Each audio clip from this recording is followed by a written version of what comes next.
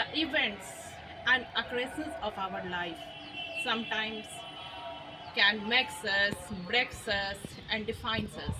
मतलब हमारे लाइफ की जो घटनाएं हैं वो हमें बनाती है, हमें बिगाड़ती है, हमें डिफाइन करती है। हमें अपनी लाइफ की घटनाओं से कभी घबराना नहीं चाहिए।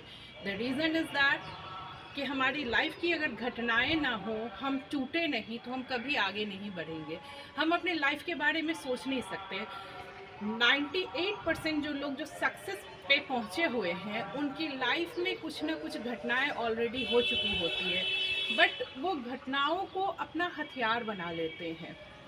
सपोज़ अगर हम एग्ज़ाम्पल लेते हैं, जो जापान में जो नागासाकी और हिरोशिमा पे जो बॉम्ब अटैक हुआ था 1945 में, अमेरिका ने किया था।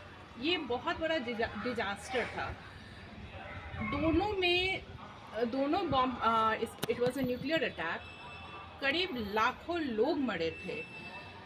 हर मतलब पूरे एरिया का घर जल चुका था, लोग जल चुके थे। जो बचे वो भी 6 महीने के अंदर मर गए, और बाकी जो अगर कुछ रह भी गए ना तो वो बीमार थे।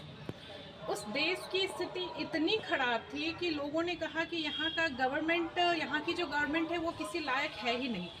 अब इस देश का कुछ नहीं हो सकता। और लोगों ने वहाँ से क्या किया कि उन्होंने पलायन स्टार्ट कर दिया, वो जाने लगा दूसरे जगह।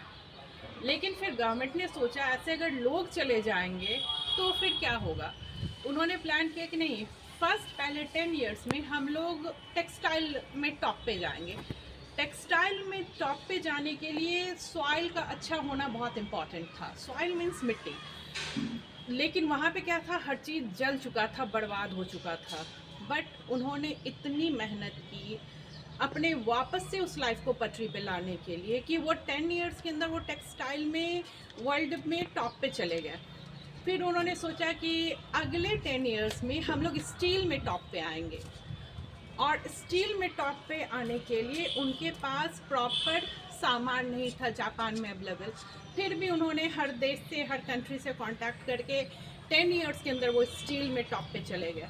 अगले 10 इयर्स में उन्होंने सोचा कि वो ऑटोमोबाइल के सेक्टर में टॉप पे जाएंगे, और फिर उन्होंने उस पर काम करना शुरू किया। और जापान आज भी ऑटोमोबाइल के सेक्टर में टॉप पे है। ये उनकी विल पावर थी। उनके यहाँ की जो परमाणु बॉम्ब अटैक थी, जिसमें कि 6 और 6.5 kg यूरेनियम भरे हुए थे। सोचिए कितना बड़ा अटैक होगा वो, कितना बड़ा ब्लास्ट होगा। और सब कुछ, जहाँ सब कुछ रुइन हो चुका था, नथिंग वॉज रिमेनिंग देयर।